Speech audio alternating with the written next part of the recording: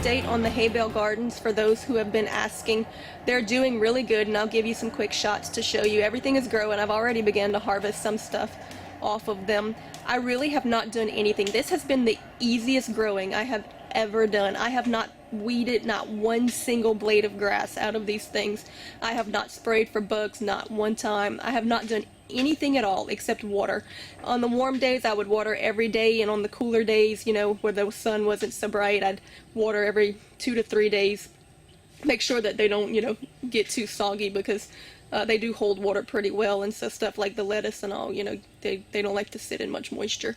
So depending on the weather, you know, 1 to 3 days I would water, and really that's all I've done. Today, for the first time, I've gone and put a little bit of fertilizer on them. I don't even know if they need it, but I thought, oh well, you know, go ahead and give them some, because I know they've been eating up the nutrients that's in this stuff, and it doesn't hurt to put a little fertilizer, compost, or anything on it, but you really don't need to. The only thing that I've noticed that I would do different next time is I think I would go ahead and put some supports, because my ground's not level, and some of them have decided to topple over, and I'll kind of show you some of that. But for the most part, they're doing really great.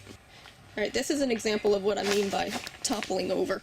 Because my ground wasn't level, as they got wet and began to kind of break down some, they leaned towards the lower side. So I had to put a few cinder blocks up against here. So I think not being on a flat surface, the next time I'm going to go ahead and just shore them up with either some pallet wood. I have plenty free pallet wood, make some little gates around them. Oh, Cookie. She's trying to make it rain on us. Or these cinder blocks. Cool thing about these cinder blocks is you can actually make growers out of them. So not only could you use them to shore up your bales, but you could also plant directly into these just like little pots. And it's really cute. But yeah, so that's one thing that I noticed, that probably next time I'll go ahead and just shore them up real good before I wet them down and plant in them while they're still easy to move. But really that's the only issue that I've had, and it's not even really an issue, it's just, you know, aesthetics, just how it looks. But other than that, it's been great. What you could do, because people are asking how long can you do this, and from what I read, people say that they'll last about 2 years before they're pretty much too broken down to use anymore. But what I was thinking you could do, you could take these cinder blocks or some pallet wood or whatever and build you know, a nice little support all the way around them, and then they would never fall apart. You could just compost right on top of it. You would basically be building you a compost pile and growing your garden directly in it. So you get a compost pile, a raised bed, and your garden all in one thing. You could throw you some worms in there too to help with the process. So I think I'm going to probably do that. And actually, as these begin to break down and fall apart, I'm going to go ahead and throw them in some bins that I'm going to make like that for little compost. And I'm just going to plant right on top of it, right in there. So they actually won't go to waste at all. I'll use them throughout the whole process. But you can continue to plant in them as they are for about 2 years.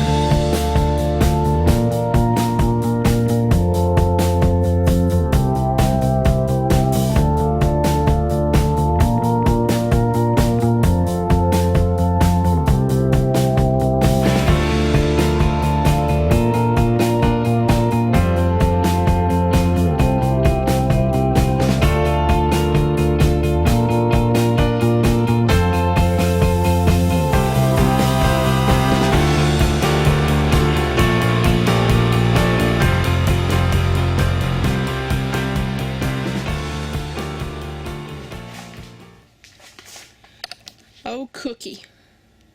Always finding a way.